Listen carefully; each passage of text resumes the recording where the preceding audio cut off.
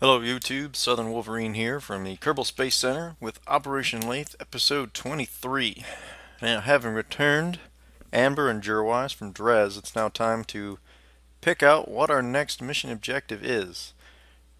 And since last time, with the science from the Drez mission, I was able to unlock the new heavy lift parts from the asteroid redirect mod and the grabbing unit, as well as some more structural bits and things. I thought it might be time to build that space station I was talking about before. However, using some of the new additions, you see the unknown objects in contact near Kerbin orbit. To make sort of a unique space station, I thought I might capture one of these asteroids and build my space station on it. That's right. A little something different. So what I want to find is a nice mid-sized asteroid, and there's a Class C right there. So let's go ahead and track it and see what we've got. So it looks like it's going to... Oh, it doesn't even encounter us. That's interesting. That makes it more difficult. I'm not sure that I want to mess with that. Actually, I would like to find one that's actually going to encounter Kerbin orbit. This will be much easier to grab and just hold in orbit. Alright, so let's check on this one. This one's coming in from the other side. And it's got very high periapsis. Okay, just keep poking around, hoping one of these will jump out at me. I'm not sure what the tracking signal strength on these means. Maybe that's an indication of how long it's gonna stick around before it vanishes and is replaced by new... What? Or, I'm not sure. Okay, that one has a much lower periapsis. And it looks like... Well, okay, we can't see what it's going to do after the encounter.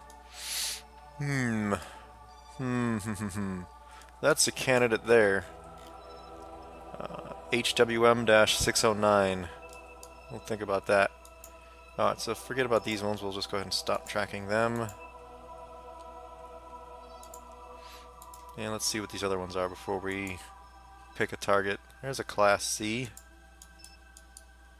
That also, oh, that has a really high periapsis. Let's just leave that one be.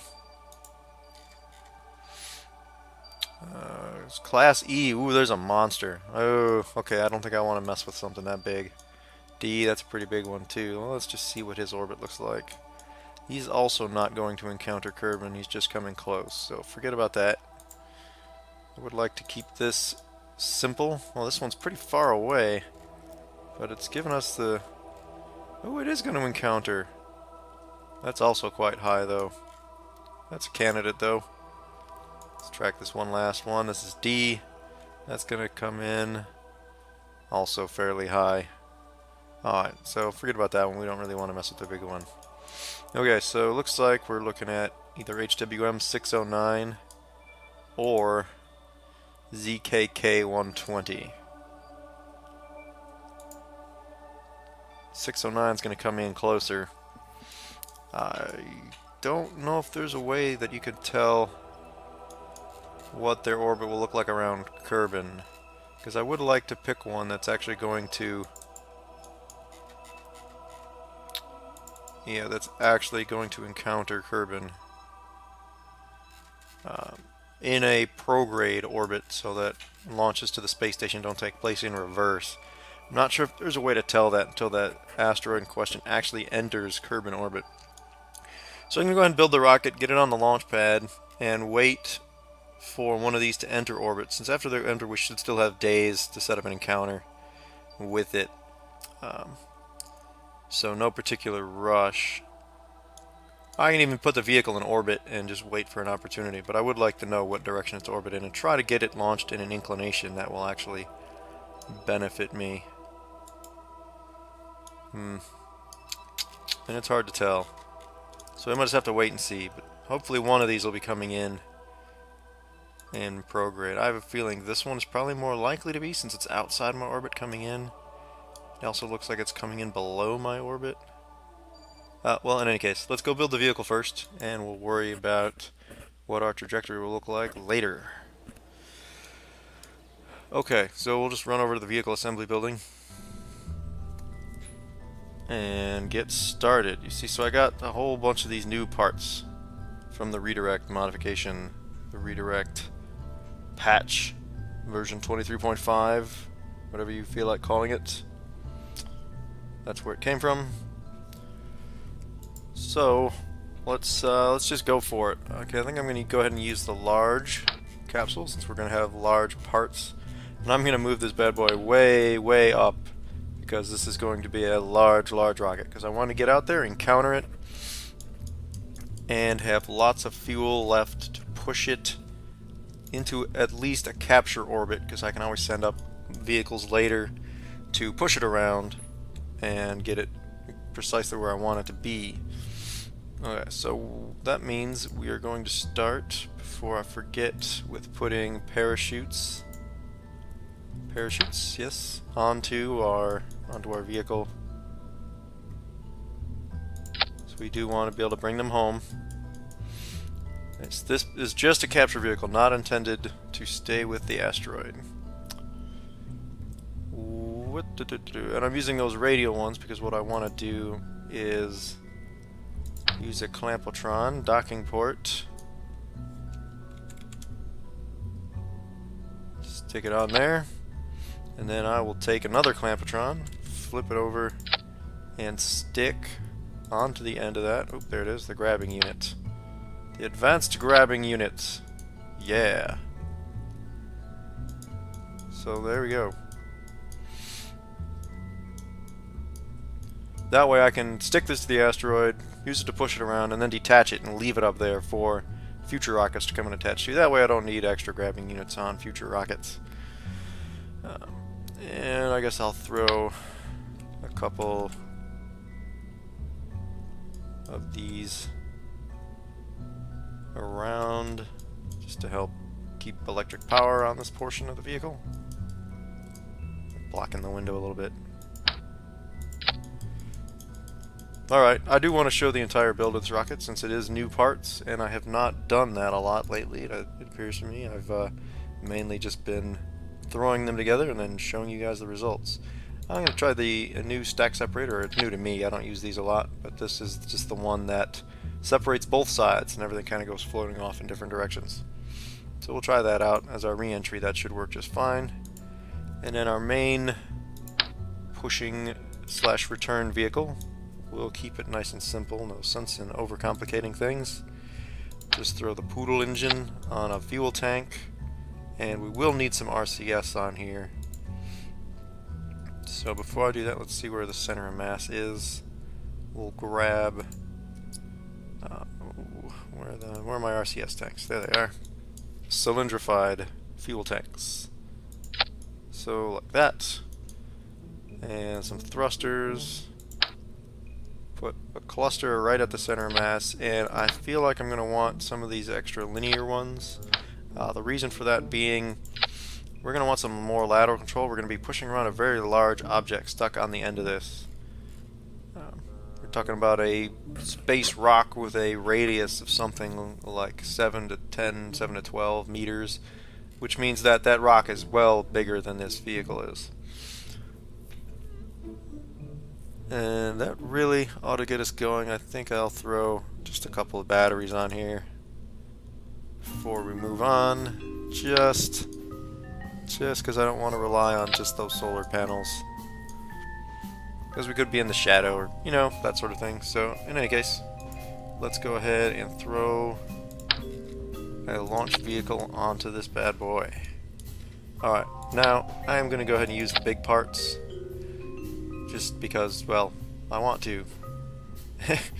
Do I need a reason? Because they're new, they're cool, and because I'm going to need a lot of fuel to get out to this thing and to be able to push it around. So we're just going to use this new engine, which is more powerful than a mainsail and is on a larger scale. So 2500 thrust, and it's on the oversized diameter. Here's your mainsail. The previous king of thrust has been unseated. Okay, and now this whole thing is going to hopefully be pushed into orbit by the launch vehicle, and there should be enough here to both transfer me to the asteroid, as long as it's one of those that is going to come within Kerbal's sphere of influence. Should be enough to get me out there, and hopefully enough to help me start pushing it around as well. So, that being the case, I'm going to go ahead and put RCS thrusters on this vehicle as well. We'll put a couple of clusters on here, just because of its size and weight. And I'm just, I'd rather go overboard with these thrusters than not have enough when it comes time to maneuver. And actually, now that I think about it, I'm going to need more fuel as well. So where's my large RCS tank? Oh, darn it. Darn it. There we go. Space these out a little bit again. There we go. So that should give us pretty good control authority there. I'm actually going to cut off the monopropellant there, so that I will use the one that I'm going to disconnect first before I start using that stuff up. Okay, so that's the vehicle we want to go out, and let's go ahead and slap on... Oh, wrong decoupler. I need the really giant one. Okay. Man, this thing is going to end up being big. Let's just go to town on this. Now, this cluster...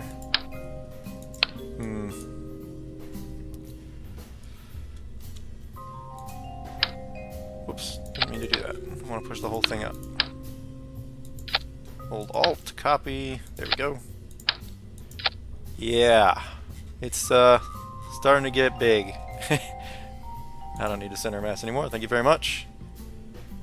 And we're going to slap on a number of these radial deals as well. And what we're going to do with this is use some of the other new engine. This little guy. The radial booster sort of engine. Also with more thrust than a mainsail, and this one is on the same size as a mainsail engine. So that's going to go like that. Now, of course, the weakness of these two engines, this massive 3200 thrust one, and these ones, is that since they are double or quadruple engines, they will not support putting additional, stages below them. So the mainsail still has its uses. It'll just be a large on-orbit engine instead of a launch engine. Unfortunately, it's the previous king has been unseated. I'm a little sad to see it, actually. But in any case, go ahead and throw my fuel lines on here, and this will just set up a quick asparagus staging arrangement wherein the center tank stays completely fueled, of course, and the outer ones are fed by these others. So, so that does mean I have to take some of these and split them up.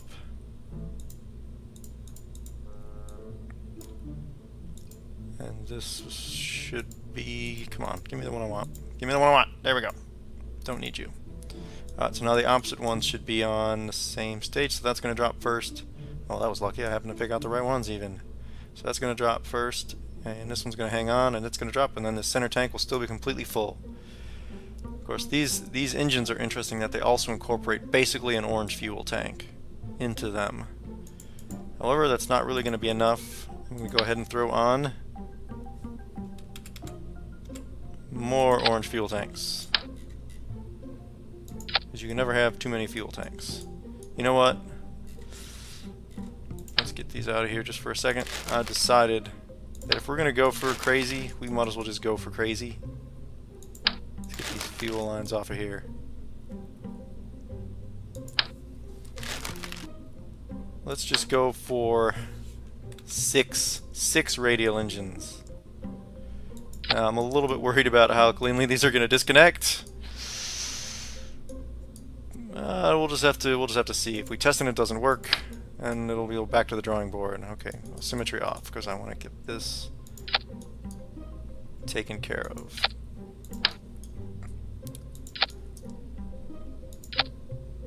And we'll sit here listening to the soft jazz in the VAB while I connect all my fuel lines up. Darn you.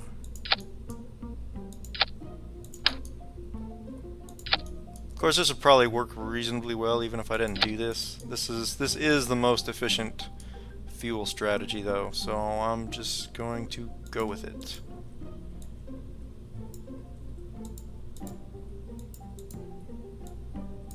Now, these, when they show up, they do show up in order around the vehicle, so if I just kind of grab them out of here in order, we should get the paired decouplers. I will confirm, of course. This would be most unfortunate if we stage these in the wrong order. Okay, so that one should go first. This should go second, and these two will go last. Very good, very good. And what's this engine? This should be our engine there. Very good, and that should be the disconnect that goes with it. Let's just throw those in the same stage because I don't see any reason I want to delay firing that engine. And this last stage will let those two be separate because I may want to delay that. Okay, so staging looks good so far. Very good, very good. Now, back on, you fool, you foolish fool. Alright, more fuel tanks. 6 fuel tanks. Ooh, should I go even one more? No, that's just, let's just take it easy. This might already be too much. This is going to be a pretty heavy vehicle. I do feel like I should put a nose cone on top of there, but I don't think I have it unlocked. Rats. Is it in structural parts? Fine, we'll do this, because I feel like I should have a nose cone, just to make it look right. There we go. And now, of course, we're gonna have to go strut this whole thing to the nines. Just tie everything together real solid. Basically, I want to tie each orange tank into the center tanks, and tie each stage, each level of orange tank and booster tank to each other. It should give us very good stability, especially with the improvements made in this version to structural stability of vehicles, as well as control stability, both quite good in this edition. And some aerodynamic controls, perhaps. Throw some winglets on. Not that I expect those little tiny winglets are going to do a whole hell of a lot to this massive vehicle. And I feel like this is going to struggle to get off the pad, so I think, yeah, I'll put some extra controllers on here before I do anything else. And I feel like, as I was saying, this is going to be a very heavy vehicle and could use some help getting off the launch pad. So we're going to go throw on some of these new gigantic boosters that we've got. These are the double height boosters. See, they're tall as basically 2 of the orange tanks. Crazy big. I'm a little worried actually that these are not going to run out of fuel before my first radial stage will. But hopefully I can throttle those down a little bit and kind of let those do some more of the work for me. Now, being as big as massive as it is... Oh wait, big and massive. It's big massive. Okay. Let's move all these up. All that should fire at the same time. And we want to disconnect those before we start throwing off these radial stages.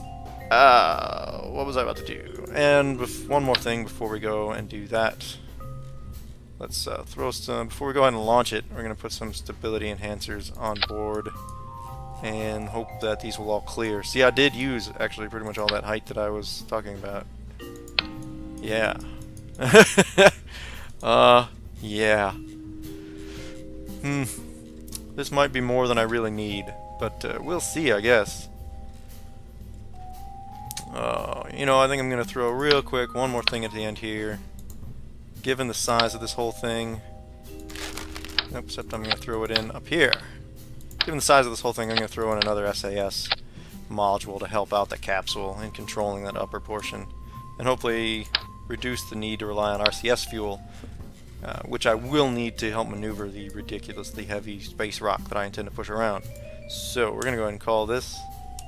What are we going to call this? We're going to call this the asteroid grabber.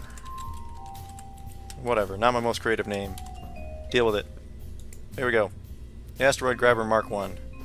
and save it. Okay, so now I'm going to go back out to the tracking station, and we'll fast forward until one of these asteroids is encountering and see if we can't get an opportunity to go get one of them for science. Alright, so which one was first? This one was first. So it's a counter 56 days, and it'll reach periapsis, you know, what, 13 days after that. So that'll give us plenty of time to get up there and encounter it if this is in fact the one we want. Now, thankfully, we can fast forward from here now. So let's see what kind of encounter this thing will get with us. Come on, come on, give me a prograde encounter. That would be excellent, so I don't have to wait for another opportunity. I really don't want to have to take one of these, capture it, and flip its orbit around. That would kind of be a disaster in terms of the amount of fuel and the number of launches it would take to accomplish that kind of thing. Alright, so, nope, this is going the wrong way. Oh, it's coming in kind of polary, too. Yeah, you see, this is coming in retrograde, because this is its exit. Now, it is sort of polar, so I could maybe flip it more easily than I could another one. You know what, I'm just going to wait on that next encounter, that next potential target, and see what we get out of it. I mean, we're not particularly committed to any given space rock, so we're just going to wait for one that's convenient for us.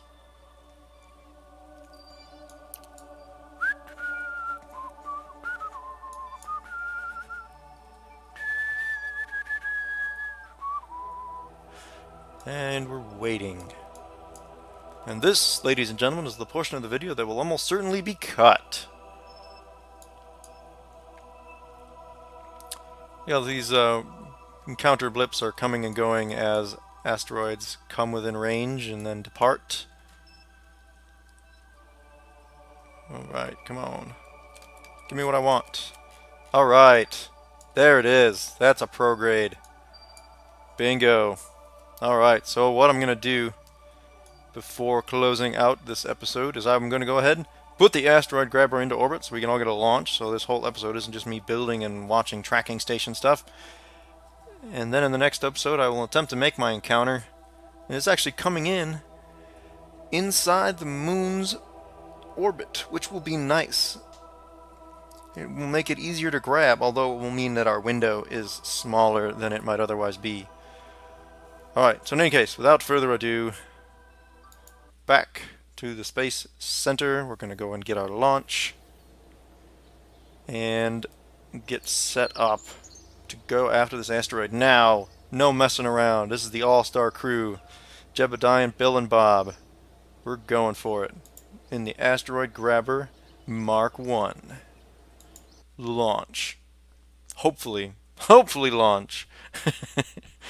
It's going somewhere with all this fuel on board. It's definitely going to go somewhere. Look at this thing. Look at how tall this is. I mean, I'm surprised this was able to fit into the VAB, actually. And I have to zoom out to see the whole thing. Oh, okay. Do I want to try and burn into that inclination? It's not that bad. I'll just do that when I go for the encounter and do that later. So I'm just going to get this into orbit, a nice, roughly equatorial orbit.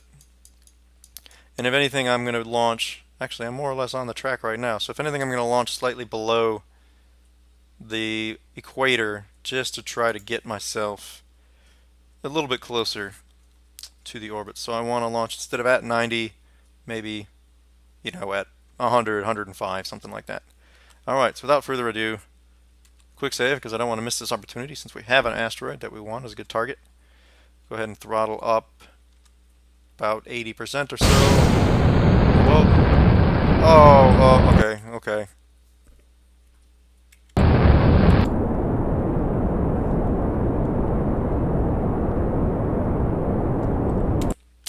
Okay, so that was me not checking my staging entirely correctly, as after I added on the launch struts. They did not want to let go, and if I disconnected them, the solid boosters would have gone with them. So let's just do that, and quick save again. Alright, we still got our asteroid coming in. Yes, we do. We are still positioned reasonably well. Alright. Let's try that again. SAS on. I was wondering why I didn't want to leave the launch pad. 80! Here we go! Launch. There we go. So much better when there's not a giant mechanical arm holding onto your rocket. In retrospect, that's obvious. Alright, it's actually accelerating reasonably well, considering I'm not even at full throttle. I do want to... The first set of liquid boosters is burning just about as fast as those solid boosters, so I want to throttle down a little bit, just so I'm not carrying a bunch of dead weight after or before I'm able to get rid of those solid boosters. So yeah, look at how fast these, where is it? Yeah, look at how fast these orange tanks are draining. Yeah. That's what happens when you've got that many engines feeding off a single tank, or a pair of tanks, actually. Whew. Alright. So far, so good. Looks like we're going to have a little bit of dead weight for a while here before those solid boosters are ready to go. I do like the flare and the smoke of these. I'm not sure if that's the solid boosters or the liquid engines. See my acceleration slowing down a little bit as the two of those engines have stopped firing. Alright, so now we can get rid of those. Get rid of those, and they're just going to sort of fall away. Alright, we'll throttle up then. Try to get the most out of these engines. As we're building up speed, trying to get to about 200 meters per second when we hit about 10,000 meters altitude, at which point we will begin our gravity turn to the east-southeast. Alright, picking up speed nicely, actually. Those engines, man, those are powerful engines. Considering how heavy this whole thing is, those engines are doing quite a bit of work, both in the physics sense and in the everyday language sense.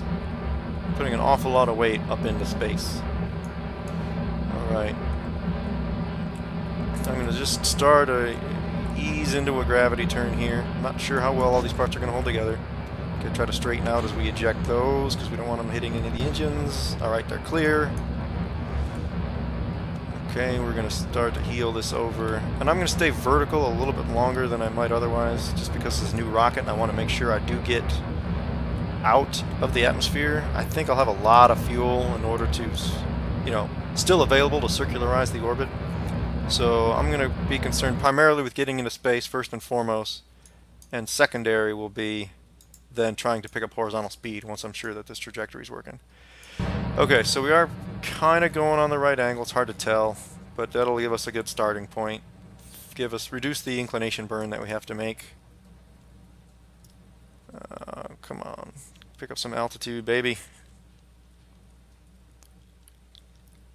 It's picking up altitude kind of slowly. That's because I'm going kind of sideways, you see. I could have been even a little bit more conservative about my gravity turn.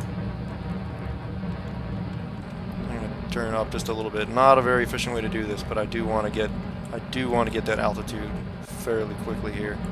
And then I'll lay the rocket down some more once we're out of the atmosphere, or out of the middle atmosphere at about 32,000 meters.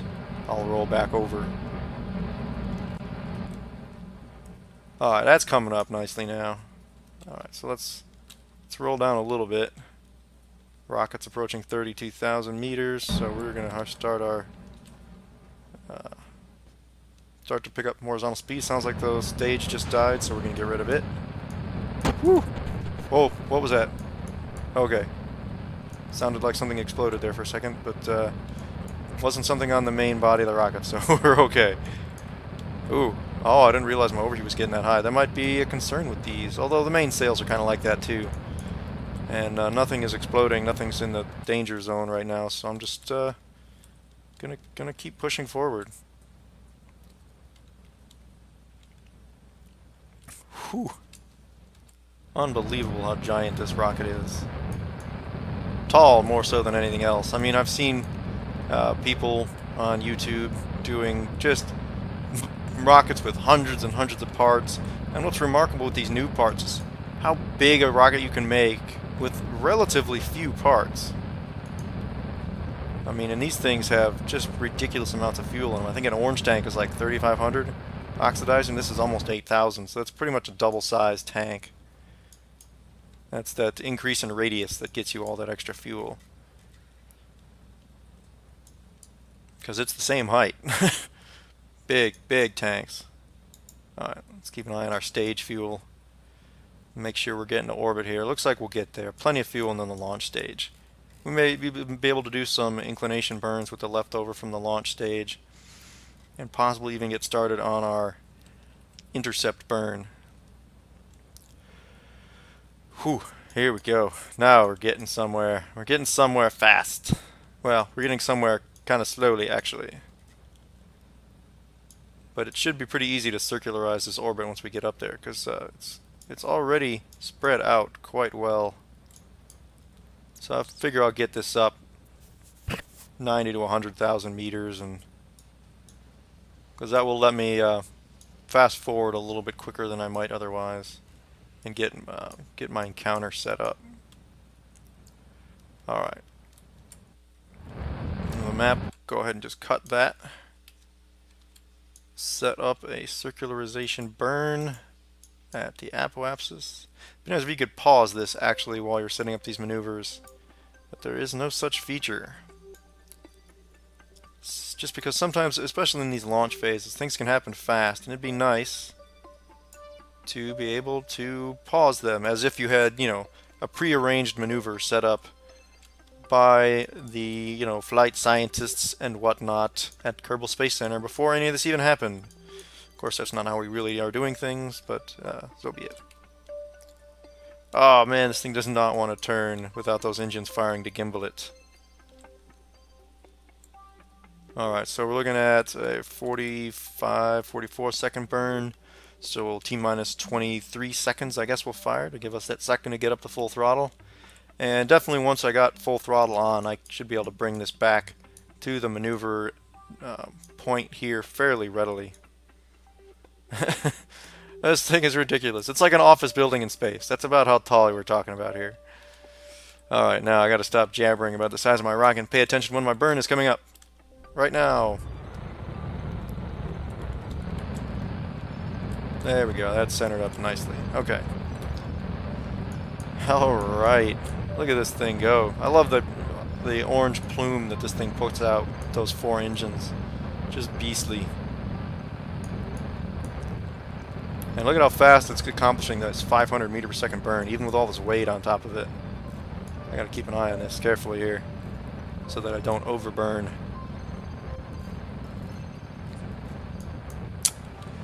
Come on, baby, come on, you can do it. Yeah, there we go. Coming up, coming up, coming up, and cut it. All right, 88 by 83. Not too shabby. And now let's do a quick fuel check on this stage. Oh yeah, I got most of one of these big tanks still left. Nice. All right. So there it is. The asteroid grabber Mark 1 and Jebediah absolutely loving it there with his little party dance. I must say I'm fairly excited about this one myself. So Jeb's not the only one. Okay, so real quick before I terminate this episode, I will just go ahead and set that as a target and see what we've got here. So we have 3.5 degrees orbital or inclination corrections, all I have to do. That's not too bad at all.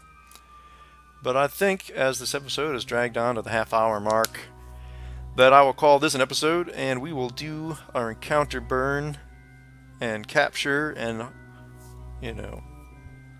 our grabbing of the asteroid and our capture of the asteroid in the next episode.